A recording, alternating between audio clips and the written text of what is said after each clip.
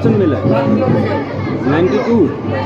तो अपने रिजल्ट देखे और आज लग रहा है कि सभी टीचर्स भी खुश हैं हमारे साथ और पेरेंट्स के साथ टीचर्स लोगों ने भी इक्वली मतलब हमें सपोर्ट किया।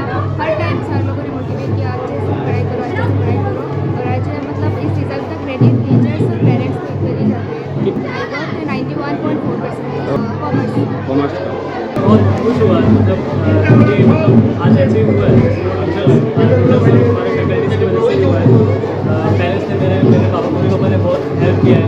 टीचर्स का गाइडेंस बहुत अच्छा था। दिन रात हम लोग के लिए मेहनत करते थे, हमेशा मेहनत करते थे और हम लोग को ऐसा कॉन्फिडेंस दिलाता था कि हम लोग कुछ ना कुछ अचीव करेंगे। हम लोग पर अच्छा रिजल्ट होगा ही होगा। तुम्हारा नाम? प्रलय सर। कितना परसेंट मिला है? 93। और कॉलेज का टॉपर में तुम ही हो? আমাৰ ধাৰাবাহিকভাৱে যিটো আমাৰ পঞ্চমৰে সফলতাৰ উচ্চ শিখৰলৈ গৈ আছে বা যিটো ৰেজাল্ট স্থানপ্ৰাপ্ত যিটো ধাৰাবাহিক এটা ধাৰাবাহিক আছিলে সেইটো এইবাৰ চেক কৰিলে। কাৰণটো কি আমাৰ কাউন্সিলৰ পৰা এই বছৰ স্থানপ্ৰাপ্ত লিষ্টটো ওলোৱা নাই।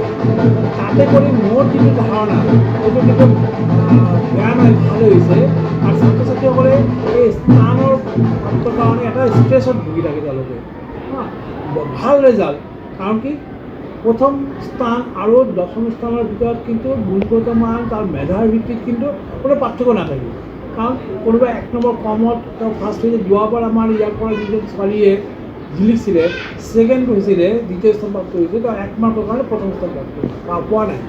তো মেধাৰ ক্ষেত্ৰত কোনো পাৰ্থক্য নাথাকে। কিন্তু এই স্থানৰ যিটো নেকি প্ৰথমৰ দ্বিতীয় তৃতীয় চতুৰ্থ এনেকুৱা দশম স্থানলৈকে তেওঁলোকৰ যদি ক্ৰমান্বয়ে তেওঁলোকৰ স্থানৰ হ্ৰাস হৈ যায় এইটোলৈ কিন্তু ছাত্ৰ ছাত্ৰী কিন্তু অলপ তেওঁলোকে ষ্ট্ৰেছত আহি যায় যে মই অলপ কম বুলিও আছোঁ নেকি এনেকুৱা।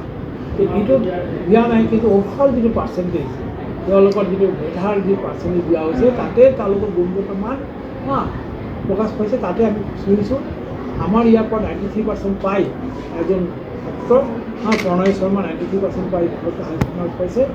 দ্বিতীয়তে পাইছে বসুন্ধৰা ঘোষ 92.8, বুষ্টা চুলতানা 91.8। তেওঁলোক কি বাণিজ্য শাখাৰ আছিল? এই তিনিজন বাণিজ্য শাখা। আৰু দুজন বিনীতা বণিক 90.8 আৰু বিজিতা ঘোষ 90.4। এই দুজনে কলা শাখাৰ। আমাৰ মুঠ যিটো আমাৰ 90% বেছি পাইছে 5জনে, 80% বেছি পাইছে 41জনে, 41 স্টার মার্ক পাইছে 76 স্টুডেন্টে, ফার্স্ট ডিভিশন পাইছে 194। আচ্ছা 100% রেজাল্ট হৈছে না এবাৰ? কমাৰ্চ ৰেজাল্ট হৈছে আৰু মই আৰ্টছ সাহিত্য এতিয়ালৈকে ওলোৱা নাই। কাৰণ এইবাৰ যেনেকুৱা ৰেজাল্টটো দিছে তাতে আমাৰ স্কুলৰ ৰেজাল্ট একেলগে দিয়া নাই, গোটেই চেণ্ট্ৰেল ৰেজাল্ট একেলগে দিছে। ইয়াৰ কাৰণে কি হৈছে আমাৰ কিছুমান ৰিপিটাৰ্ছ আছে গোটেই স্কুল গোটেইখিনি লৈ কমাৰ্চটো মানে অকলে তাৰ কাৰণে ওলাব পাৰিছে। কিন্তু আপোনাৰ মানে মনৰ মানে অনুভৱ কেনেকুৱা হৈ আছে যেহেতু? মই খুব মানে আনন্দিত।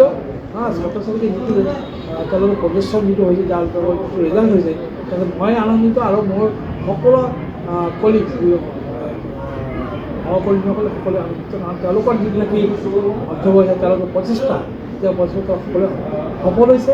ছাত্ৰ ছাত্ৰীসকলে আনন্দিত, তেওঁলোকৰ যিটো কাংক্ষিত যিটো ৰিজাল্ট সেইটো হৈছে। এইটো বাহিৰতে স্থানটো মূল কথা নহয়, মূল কথা হ'ল তেওঁলোকে কিমান পাৰ্চেণ্টেজ পাইছে। আমি যোৱা বছৰৰ পৰা এই বছৰৰ পৰা নতুনকৈ ল'ৰা ছোৱালী কালিলৈকে যোৱাকালি আমি CUET তেওঁলোকে আমি কোচিং দিছোঁ। আশা কৰোঁ আমাৰ ইয়াৰ পৰা CUET ভাল কৰিব।